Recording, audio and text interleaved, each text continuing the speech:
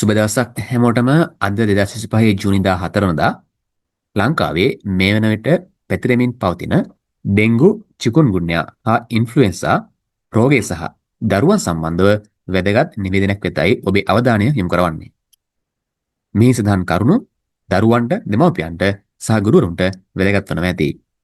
Dengue, චිකුන්ගුන්යා හා ඉන්ෆ්ලුවෙන්සා දරුවන් අතර පැතිරීම ඉහළට. වෛද්‍යවරුන්ගෙන් දෙමව්පියන්ට හා පාසල් සිසුන්ට දැඩි අවවාදයක්.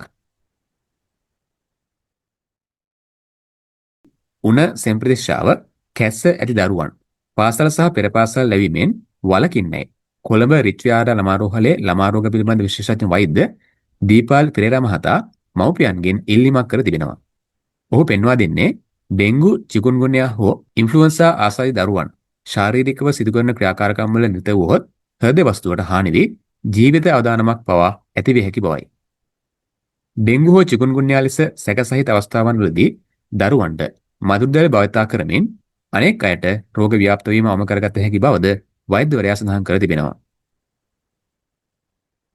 එමෙන්ම මෙම රෝගී තත්ත්වයන්ට පීඩා විඳින දරුවන්ට ස්වභාවික දියර ආහාර ලබා දීම වැදගත් වන අතර ඩෙන්ගු රෝගීන්ට රතු සහ කළු පැහැති ආහාර ලබා දීමෙන් වැළකී යුතු බවද වෛද්‍ය දීපාල් පෙරේරා මහතා පවසා සිටිනවා.